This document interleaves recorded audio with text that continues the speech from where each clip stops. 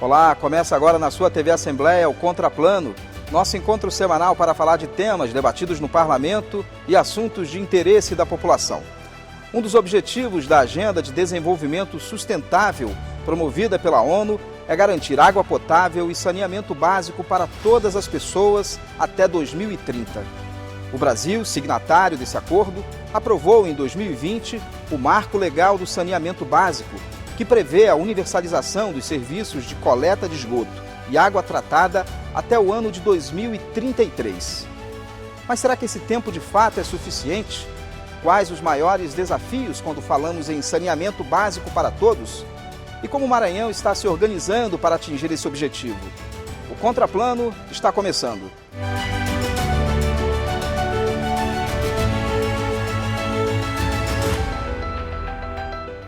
Para construir o programa de hoje sobre saneamento básico, recebemos a consultora legislativa de meio ambiente da Assembleia Legislativa do Maranhão, Luzenice Macedo, a vice-presidente da Comissão de Meio Ambiente da OAB, Priscila Reis, e a coordenadora do movimento Atingidos por Barragens, Dalila Calisto.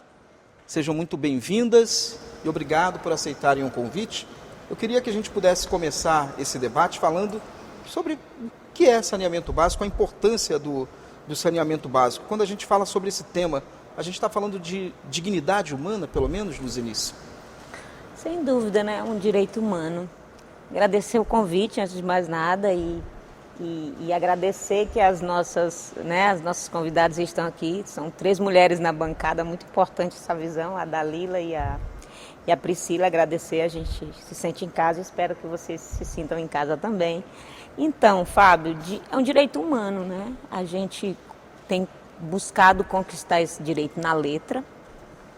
Desde 2007, a gente tem uma lei que estabeleceu a Política Nacional de Saneamento e ela trouxe uma visão integrada de saneamento, né, que abarca 4 fundamentos. A universalização da água, do acesso à água, já era lá muito bem definido, com os outros fundamentos. E água, a despeito de ter um valor econômico, é um direito humano, né? É qualidade de vida, é uma medida de qualidade de vida, é uma medida de esperança de vida. Então, a gente está falando de um fator de desenvolvimento humano, né? Muito importante e que precisa ter o lugar devido nas políticas públicas, especialmente saneamento, que a gente sabe que tem um histórico de ser negligenciado, né? Uma cultura também política de não se dar a devida importância para o saneamento, né? Eu espero que a gente esteja num ponto de mudança de curva para enfrentar o desafio do saneamento no Brasil. E quando a gente está falando, Priscila, de direito universal, a gente olha para o Maranhão, a gente está muito distante dessa universalização desse direito? Bem, em termos do fornecimento da quantidade de água potável, em termos de percentual, o Maranhão ele teve até um avanço, né? O Maranhão hoje ele consegue atender 76,29% da sua população no abastecimento de água potável. E em relação ao esgoto, ele chega a 32,49%. Eu entendo que nós estamos caminhando, né? É um estado que tem os seus obstáculos, mas que estamos caminhando para conseguir chegar nessa universalização. Alguns municípios buscaram empresas privadas para conseguir chegar nessa universalização de uma forma mais rápida, mas nós temos 217 municípios em que cada um tem buscado, até com a nova legislação do novo marco, né, eles têm a obrigação de apresentar os seus planos. Eu vejo como muito importante esse marco, esse momento de se buscar para a pauta do saneamento básico, que ele envolve de uma forma geral o meio ambiente, porque a água é relacionada ao meio ambiente, o lixo, né, o esgoto, o manejo dos resíduos sólidos também está relacionado ao meio ambiente, então a gente precisa ter esse cuidado, né, e trazer, né, para a gestão dessa organização junto às cidades, né, para que a gente possa fazer o que prevê na Constituição, né, que a preservação do meio ambiente, tanto para os atuais como as futuras gerações. E Dalila, e quais seriam as maiores dificuldades, na sua opinião, os maiores desafios para que a gente consiga atingir a universalização desse direito, transformar esse acesso, seja a água potável, a coleta de esgoto, de resíduos sólidos, universal, um direito de todos? Sim, talvez um dos principais desafios, né, dessa universalização é que recentemente, nos últimos anos, né, o Brasil tem sido o centro da disputa geopolítica mundial da água, e isso no contexto de crise econômica mundial, de mudanças climáticas, do debate da transição energética, onde se avança, as grandes multinacionais avançam para ter o controle da água, das fontes de água, das reservas potáveis de água, dos aquíferos, e da indústria de saneamento, que hoje a indústria de saneamento hoje brasileira, é hoje a mais atrativa do mundo. É um pipeline mundial que nenhum país possui, superior a de qualquer país, né? Então, tudo isso está em disputa. E isso a gente vê claramente com a aprovação do Marco Legal do Saneamento, que na verdade é a Lei 14.026, que atualiza uma lei que já existia, né, da política pública de saneamento. E quando nós falamos de saneamento, nós estamos falando de direitos, né, de um direito humano, inclusive reconhecido pela ONU em 2010, a água, o acesso à água e o saneamento básico como direitos humanos fundamentais, invioláveis. Só que o que a gente percebe é esse avanço das empresas privadas sobre esse setor, e principalmente são empresas onde os principais acionistas são, por exemplo, fundos de investimento e bancos privados, né, como a EGA, que hoje é que controla a maior parte dos serviços que estão privatizados. 20% da EGA é comandada por Singapura, né, pelo Fundo Soberano de Singapura, 10% pelo Banco Mundial. Então, tem alguns desafios. O primeiro é que se prevê que em pelo menos 15 anos vai ser universalizado os serviços, o abastecimento de água até no Brasil em 90%, e o de esgotamento, aliás, em 99%, e de esgoto em 90%, sendo que hoje nós temos metade, cerca de 56% de coleta de esgoto, né, no país. Então, é uma meta muito ousada se a gente pensa toda essa construção da política pública de saneamento no Brasil, a gente pensar que em 15 anos, colocando essa tarefa nas mãos das empresas privadas, a gente vai conseguir universalizar. E aí, o investimento que se coloca, que se fala, é de pelo menos 800 bilhões de reais para garantir essa universalização, que seria, por ano, pelo menos 46 bilhões. Hoje se investe cerca de 20 bilhões por ano, né, nos serviços de saneamento, nos investimentos na infraestrutura de saneamento. E aí a gente pensa, de onde vai sair esse dinheiro? Porque na nova lei se prevê que a tarifa vai ser uma das fontes de financiamento. Então, significa dizer que é o povo brasileiro que vai pagar por esses investimentos que serão feitos, né? O segundo ponto é que eles, ao perceber que, ao identificar que será por meio da tarifa, uma das fontes de investimentos, eles falam, inclusive, explicitam no custo médio de expansão, que é conforme os investimentos que vão sendo feitos, os custos que terão desses investimentos vai sendo calculado e embutido nas tarifas, né? E a gente já vê isso acontecer em várias cidades que já tiveram seus serviços de saneamento privatizados. Então, a gente pensar que isso vai ser... Resolver? Não, porque a gente acredita que dificilmente será atingida essa meta. Por quê? Porque tem experiências, né, em vários países nos últimos anos, mais de 316 países nos últimos 20 anos, restatizaram os serviços de saneamento de energia, né? Inclusive países ricos como a Alemanha, França, tiveram seus serviços de saneamento e de energia reestatizados, e uma das questões é justamente porque não há o cumprimento das metas que são estabelecidas por essas empresas, além do aumento no preço da tarifa, né, do serviço que é de péssima qualidade, que piora o serviço. Então, nós temos essas experiências a nível mundial que apontam, né, se a gente olhar mesmo no Brasil, em Tocantins, onde teve serviço de saneamento reestatizado, em São Paulo, em vários estados do Brasil, tem essa mesma realidade, né? Então...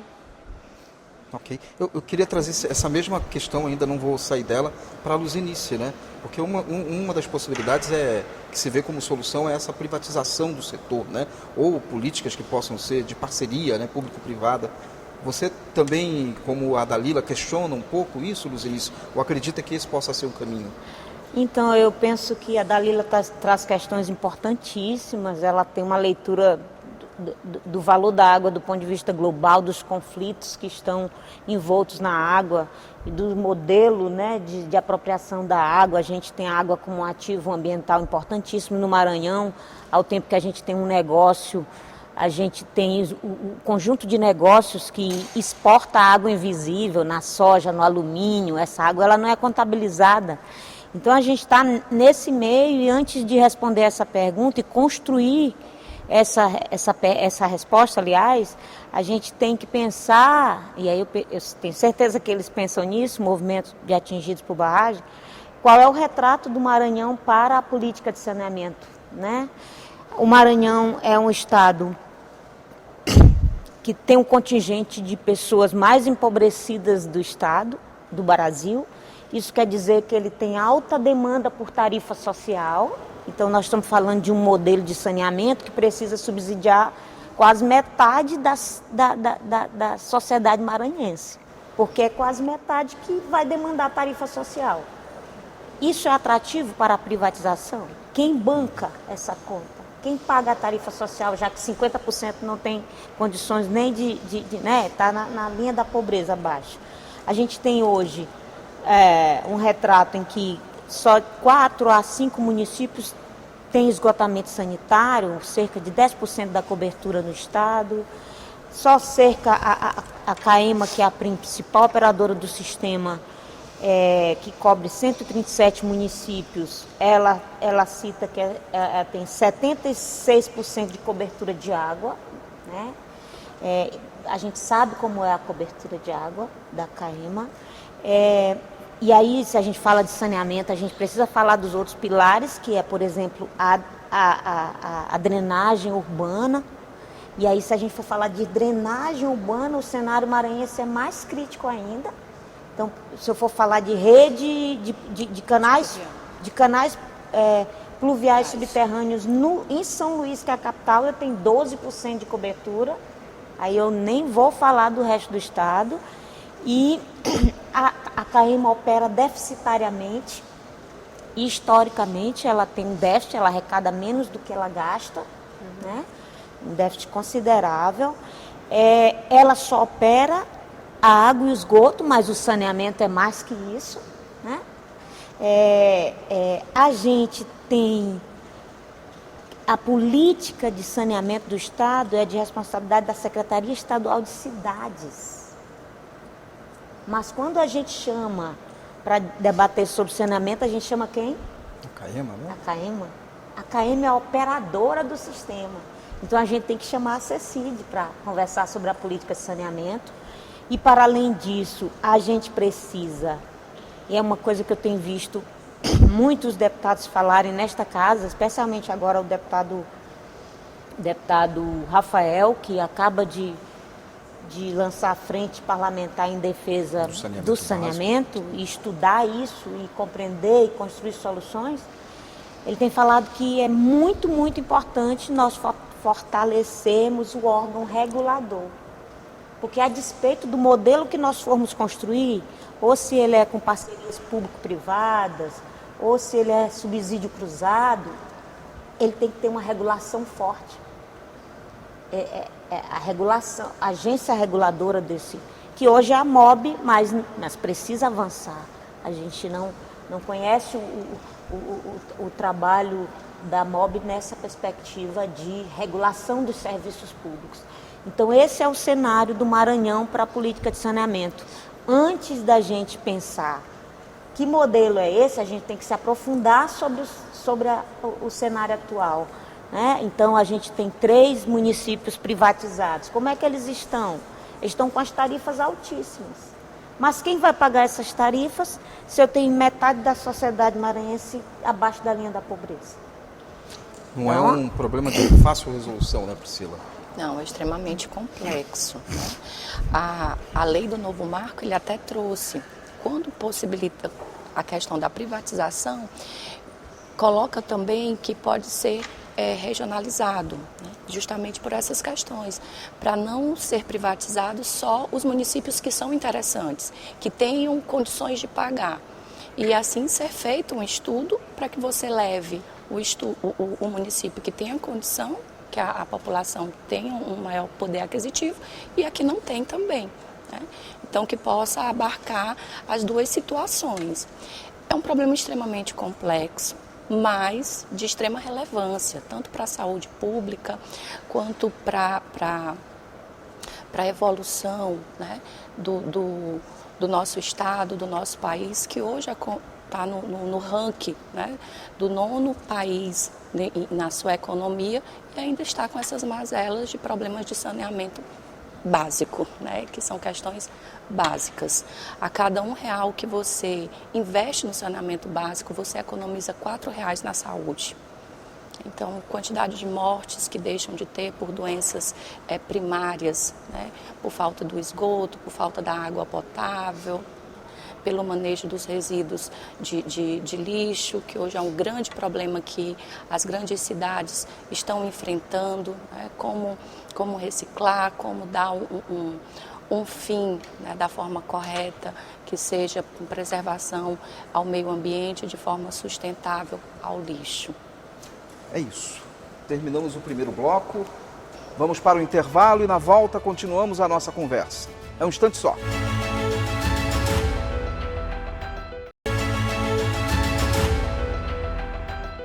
Contraplano está de volta pela sua TV Assembleia. No programa de hoje, estamos conversando sobre o saneamento básico no Maranhão.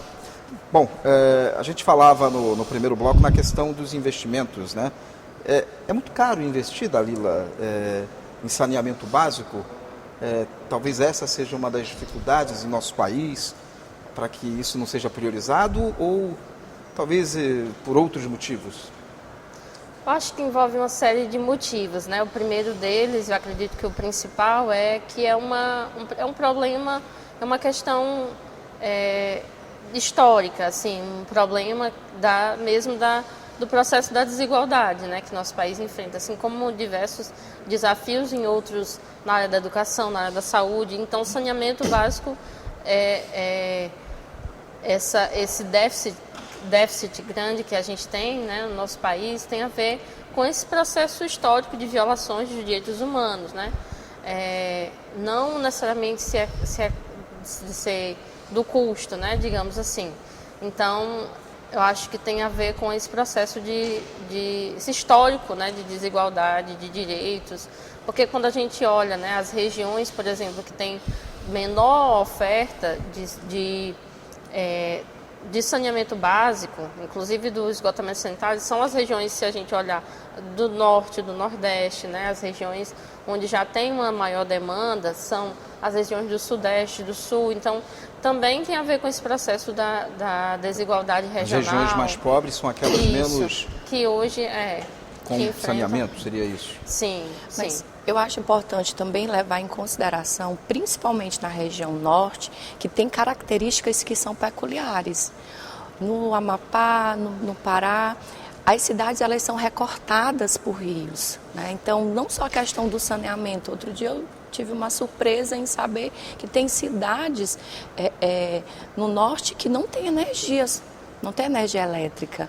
Ainda é através de motor, justamente pelo acesso. Como que vai ter essa parte estrutural para montar esses portes? Então, eu vejo tanto a questão da desigualdade, mas a questão da peculiaridade de cada cidade, né, de cada região, que aí já vai deferir um investimento muito maior, porque quando a gente fala do saneamento são questões de infraestrutura, né?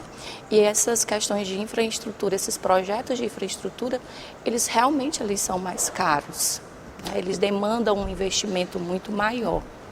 Luzenice, a gente teve um marco regulatório em 2020 que foi aprovado, né? O marco do saneamento básico, e o governo atual já falou na necessidade, ou pelo menos no desejo, de fazer uma revisão desse marco. Quais são os avanços que a gente teve e quais são as principais críticas que existem em relação ao marco do saneamento básico? Então, a lei, como eu afirmei, a lei de 2007, ela trouxe as diretrizes e os princípios de um saneamento, uma visão muito integrada, voltada à conservação dos recursos naturais, à proteção do meio ambiente, com esses 4 pilares, né? E aí, com a universalização do acesso, ela já previa metas. O chamado novo marco, que é uma lei de 2020, a Lei 14.026, ela tem sido muito criticada pelos segmentos dos trabalhadores, dos movimentos sociais, como o que aqui assenta nessa bancada. Primeiro, porque ela enfraqueceu a visão integrada. Ela focou somente em água e esgoto. Ela era uma oportunidade de nós termos avançado, por exemplo, para o que a ONU prevê como direito humano, a água como direito humano. Ao invés disso, ela incentivou a concessão das prestações de serviço com forte viés de privatização. E aí, o modelo de privatização, ele é um modelo que ele está voltado notadamente para as empresas, e se a empresa ofere lucro, busca desenvolver um modelo de negócio que naturalmente vai gerar lucro. E aí essa combinação de lucro, a gente ouve muito o segmento dos trabalhadores urbanos falando nisso, esse modelo de lucro com direito a acesso à água e a comunidades empobrecidas, em geral não dá certo. A gente tem visto em vários países, como a Dalila colocou, de reestatização. Exatamente, processos de reestatização, né? Países considerados mais avançados em infraestrutura do que a gente. Então, também o controle social, o segmento dos trabalhadores destaca, o controle social em nível local, ele perdeu força, porque ele passou a região. Então, você fazer controle social numa região é mais difícil do que em nível local. Em nível local, eu tenho uma governança que eu sento ali a vizinhança e a gente estabelece um diálogo com o prefeito. Em nível regional, a articulação fica mais difícil. Então, o chamado novo marco legal tem esses vieses, com forte viés. Penso que os grupos de interesse que atuam nos modelos de negócio de saneamento atuaram fortemente no Congresso para aprovar aquele marco legal. E agora, com o novo governo, naturalmente, todo esse processo está em fase de revisão. Neste exato momento, eles estão trabalhando em novos decretos, tentando achar um ponto de equilíbrio entre esses conflitos de interesse que são da natureza do processo político estabelecido no país, né? Um país que claramente partido, com visões, com conflitos de posicionamentos e decisões políticas. Neste exato momento, este regramento está em fase de revisão. Então, nós estamos no meio do miolo da mudança, né? Ontem mesmo foi retirado de pauta os textos que o governo considerava que foram criticados, que alguns segmentos não concordaram. Então, está em curso essa revisão.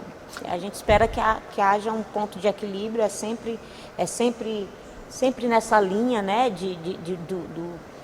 do equilíbrio de forças, né, e eu espero que os movimentos sociais, que só pesam sempre na configuração política, eles se manifestem, porque representam o controle social efetivo, né, nesses momentos que são importantes. Para você, Priscila, como é que você analisa esse marco regulatório do saneamento básico de 2020? Que pontos você vê que ainda há necessidade de avançar? São esses mesmos pontos? Ou você vê outras questões que podem ser abordadas? Vejo como interessante as mudanças que foram trazidas, né, de 2007 para 2020, né? Até a própria forma de ampliar e de trazer também a proteção da água bruta, né, que se não tinha previsão em 2007, se trouxe de 2020. Essas questões sociais, da forma como vai ser feita essa privatização, como é que vai ser feita essa gestão. Eu acho interessante esse debate esse que está ocorrendo hoje no Congresso, que o novo governo tem dado uma certa freada, buscando parcerias de público-privado, buscando dar mais credibilidade para as estatais, né, que já estão no comando. Eu vejo que são situações que paulatinamente vão se resolvendo, né? Porque são questões bem complexas, mas de certa forma que precisam ser resolvidas, né? Porque nós já estamos em 2023 e continuamos com problemas primários. Dalila, a sociedade civil, a Luzenice falava, você também comentou, tem encontrado espaços para dialogar, seja com os poderes, sejam com os órgãos que representam sobre essas questões, ou ainda esse diálogo está muito distante de acontecer?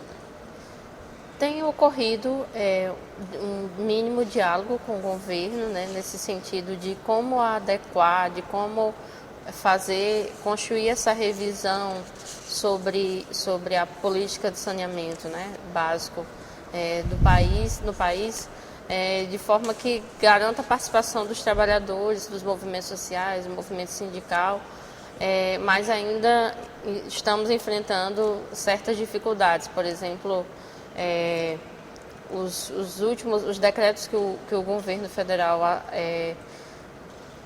publicou em março, né, que na nossa avaliação foram positivos e até avançados para o momento, dada a correlação de força que está colocada, né, mas foram iniciativas que não foram construídas com os trabalhadores. Então, de alguma forma, se tivesse possivelmente sido construído, poderia ter tido uma repercussão mais positiva no sentido da nossa classe, né, da classe trabalhadora, de se estar organizada e mobilizada para, inclusive, defender esses decretos, que no momento que o governo publicou, logo a gente viu críticas, questionamentos da imprensa, né, tradicional, das empresas privadas, dos parlamentares de direita, das associações, né, patronais, dos serviços de saneamento. Então, tem tido esse diálogo, mas que precisa ser fortalecido, né? E no caso da Assembleia, Luzenice, você falou da frente parlamentar, teve também um projeto de lei, tanto quanto recente, né, que era também do deputado Rafael, relacionado às micro-regiões de saneamento básico, que foi de 2021. De que forma a criação dessas micro-regiões podem ajudar nesse debate sobre esse tema de saneamento básico? Houve um movimento estadual e o governo compôs uma comissão interinstitucional e ali estavam representados vários órgãos afetos à questão do saneamento. E aí nós procuramos dar suporte e o deputado capitaneou as 4 audiências públicas para debater o que se tornou a Lei Complementar 239/2021, que trata sobre as micro-regiões de saneamento, que naquela ocasião instituiu Norte, Sul, Sudeste, Noroeste. E aí foram feitos estudos de viabilidade para ver a capacidade delas se autossustentarem, né, financeiramente. E nesse modelo se criam tanto as micro-regiões como as autarquias micro-regionais. Agora, recentemente, numa reunião, a CAEMA já disse que, por força da sustentabilidade financeira, eles vão rever esta lei eles nos informaram que a região em que abrange a região de Santo Inês, ela não demonstrou viabilidade financeira. Então, eles estão revisando esse marco legal para que, ao invés de haver 4 micro-regiões, existam 2 micro-regiões, basicamente, enxugando as micro-regiões, tentando buscar essa questão da viabilidade financeira. Então, isso deve vir para cá e nós deveremos fazer o mesmo rito de escuta pública, audiências, para construir essa nova lei com esse novo arranjo em micro-regiões de saneamento. Os desafios são esses que nós já falamos. É a capacidade de financiar o sistema de saneamento. É um desafio.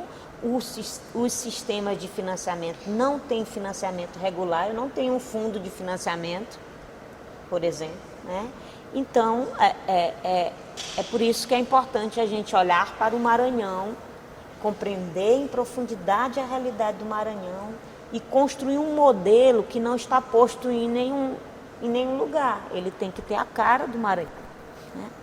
Priscila, e de que modo a OAB ela vem trabalhando essa temática do saneamento básico? De que forma vocês vêm acompanhando isso, participando de discussões? Como que a Ordem dos Advogados do Brasil acompanha essa discussão aqui no Maranhão? A gente tem acompanhado, né, os simpósios, a Secretaria de Meio Ambiente, a AGEM também, outro dia teve um simpósio já tratando sobre isso. Então, tem acompanhado as secretarias e os órgãos que têm buscado viabilizar formas de resolver essas situações. Perfeito. A gente está chegando no final do segundo bloco, né? A gente vai para mais um intervalo e na volta o último bloco do programa Contraplano de hoje. É um instante só.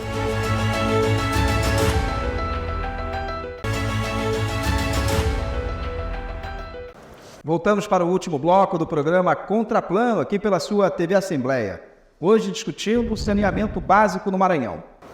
Os nossos convidados, ou melhor, as nossas convidadas, a consultora legislativa de meio ambiente da Assembleia Legislativa do Maranhão, Luzenice Macedo, a vice-presidente da Comissão de Meio Ambiente da OAB, Priscila Reis, e a coordenadora do movimento Atingidos por Barragens, Dalila Calisto. Bom, a gente tem falado de saneamento básico. Que benefícios a gente pode dizer, além daquele concreto que representa a água potável, o serviço de coleta de esgoto, de resíduos sólidos, mas que outros benefícios a gente pode pensar socioeconômicos que representem investir nessa área? Dalila, começando por você. Tá. Então, o saneamento básico, além de um direito, ele e por ser, né, um direito humano e um serviço básico, também assim como acesso à água, e, aliás, o saneamento básico como um todo, né, também significa a garantia de saúde, né, de saúde humana, de dignidade humana, de bem-estar, né, social, coletivo, né? Então, quando a gente pensa na garantia do direito ao saneamento básico, a gente pensa nisso, né? No bem-estar, na saúde mesmo humana, coletiva de uma comunidade, de uma cidade, né? Seja as áreas urbanas, rurais, de um país, né? Então, representa tudo isso, né?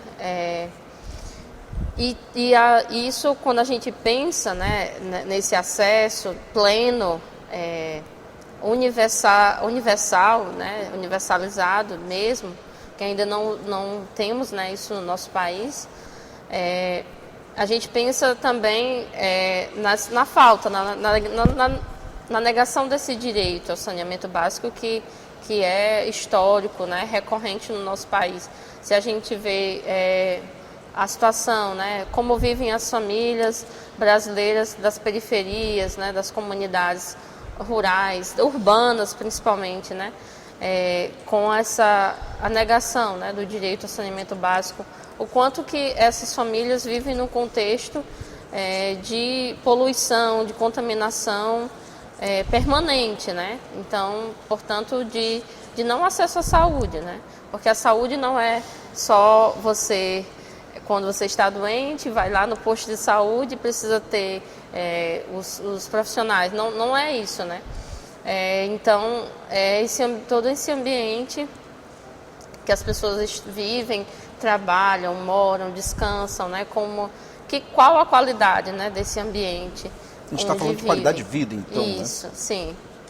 Acho que foi a Priscila que deu um dado até daquilo que é o recurso que se gasta com saúde e que poderia ser revertido. A cada R$1 investido no saneamento básico, economiza-se R$4 na saúde pública. É como se fosse prevenção, não, Priscila? Com certeza, prevenção. Dalila colocou muito bem, né, o que seria essa questão do saneamento.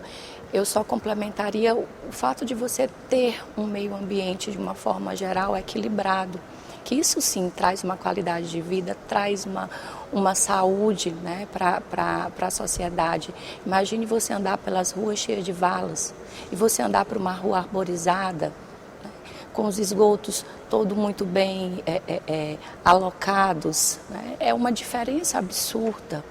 Você falar nas crianças, quando podem brincar na rua, sem ter problemas de pegar algum tipo de micose ou doenças mais preocupantes. Então, o saneamento básico, às vezes, a gente pensa de uma forma muito pequena, né? Ah, não, é só a água, é só o esgoto.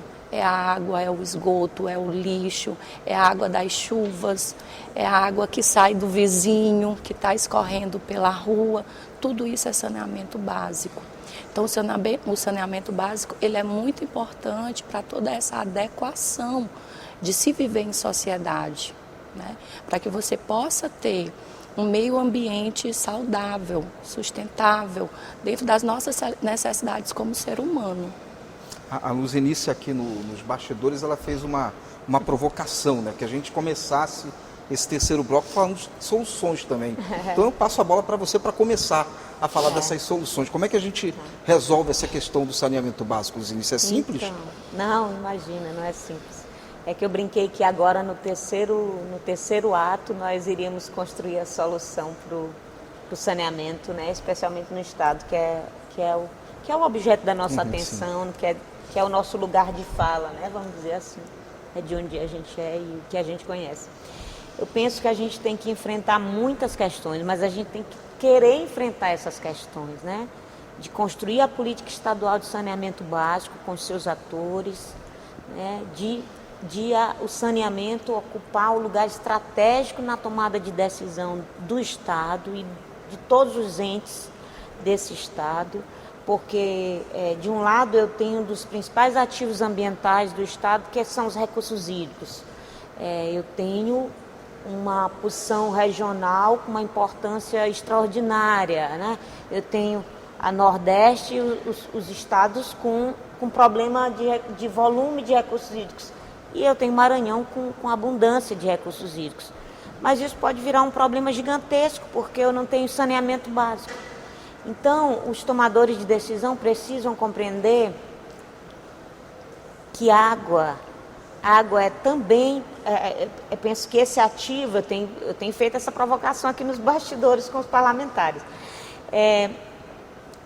Nós termos esse ativo ambiental tão importante, pode ser a saída para o financiamento do saneamento básico no Estado.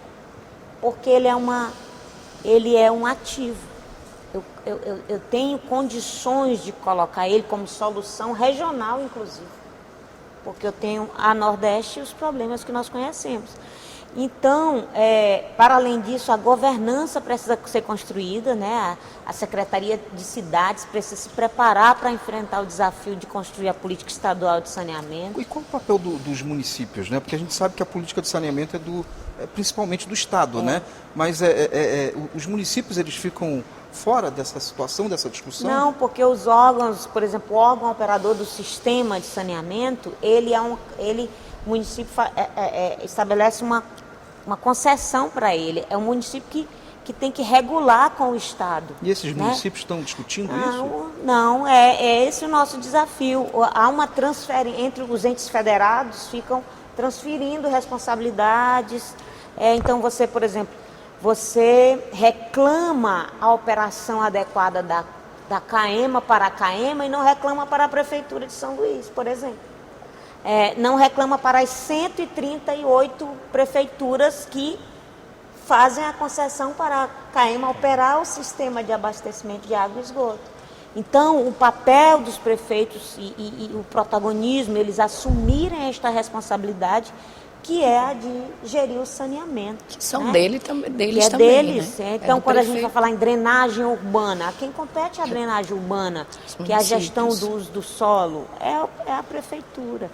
Então, essa governança precisa ser construída, mas, sobretudo, a gente precisa tomar essa decisão, né? Os tomadores de decisão precisam enfrentar esse desafio, porque não dá mais para adiar, né? A Priscila quer compartilhar soluções também, né, Priscila? São soluções difíceis, né? Bem difíceis.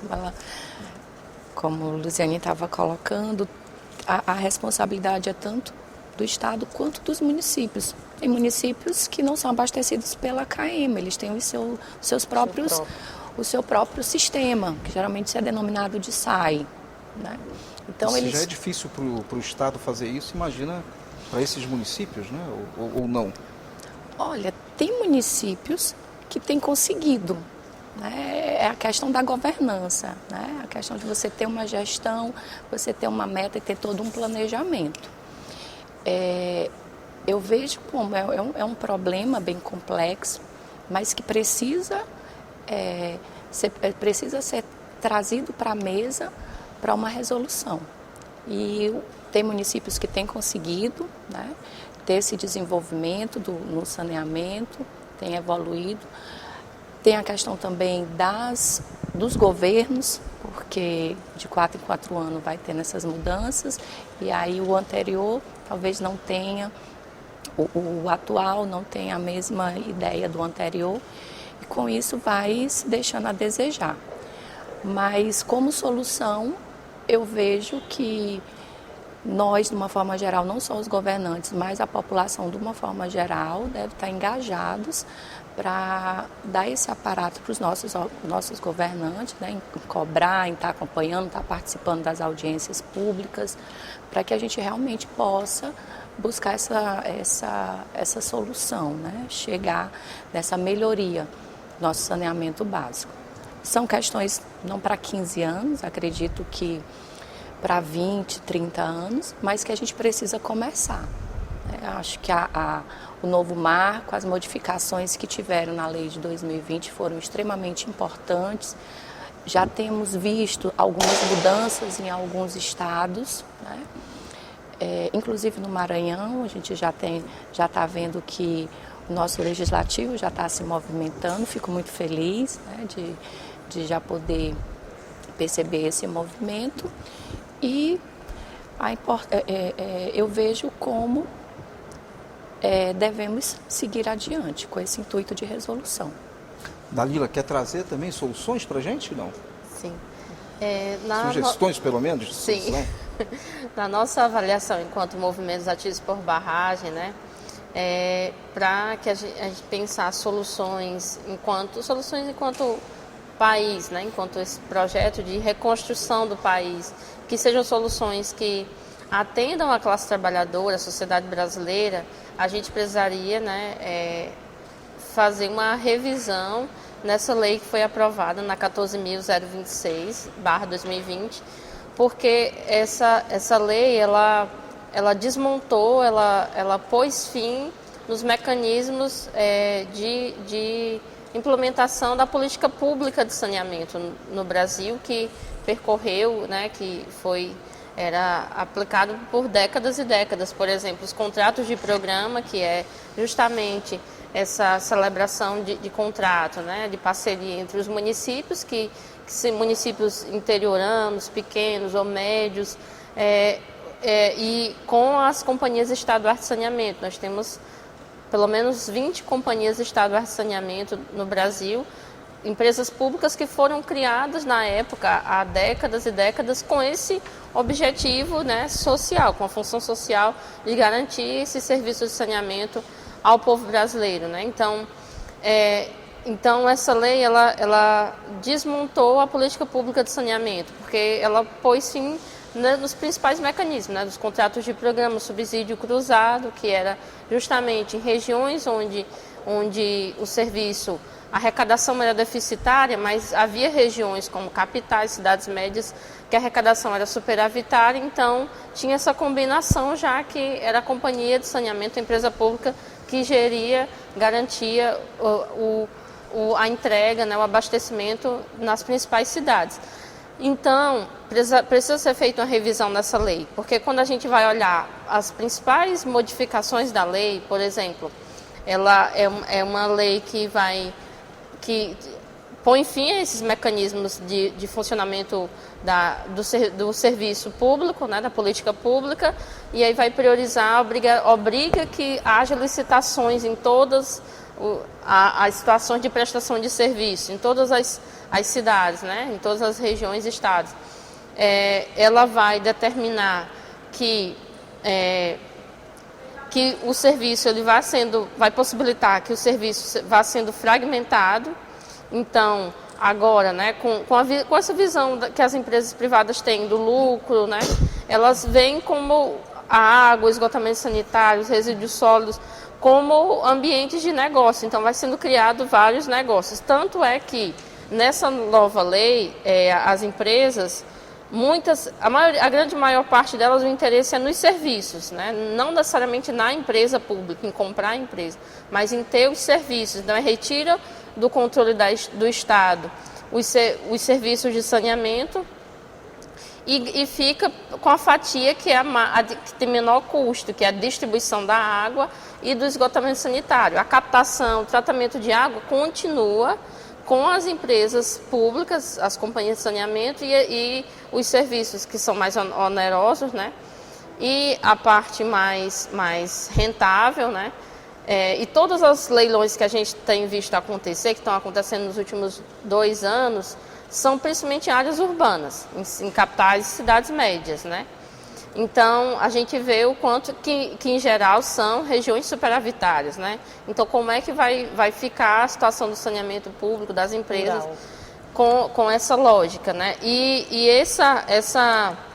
A nossa grande preocupação, Fábio, é que se continuar sendo aplicada a lei como está, né, porque ela prevê todo esse modelo tarifário, inclusive eles colocam que todo esse arranjo institucional que está sendo construído, que já está sendo implementado, né, em algumas cidades brasileiras, eles veem o modelo do setor elétrico como inspiração para essa aplicação, para essa reestruturação do modelo do saneamento, né? Que é um modelo que cobra tarifas abusivas. Então, a gente vê acontecer, por exemplo, já em cidades, aqui inclusive do Maranhão, em Timon, Teresina, no Piauí, que empresas privadas estão conseguindo equiparar a tarifa de esgoto com a tarifa de água, numa cidade como Teresina, que 70% da população não tem serviço de coleta e esgotamento sanitário, mas já está sendo extorquido cobrando da população uma tarifa baseada, né, nessa questão das metas, né, do custo, a partir das metas que estão sendo estabelecidas. Então, a população já está pagando 100% da tarifa de água, que antes de privatizar era 50% a taxa de esgoto, sendo que não está sendo entregue à população esse serviço, o serviço completo de saneamento básico. Nem sabemos se daqui a 10 anos, 30 anos, quando acabar a concessão, essa população vai ter direito a esse serviço, né? E isso em regiões, como a gente já falou, empobrecidas, né? E isso já vem ocorrendo. Então, a nossa grande preocupação é que, se não for revisado, vai haver uma sobrecarga de tarifas na vida da população.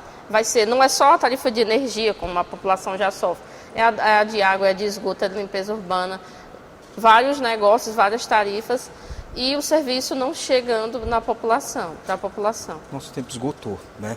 Eu só queria fazer uma pergunta adicional, aproveitar que a Luzenice está aqui.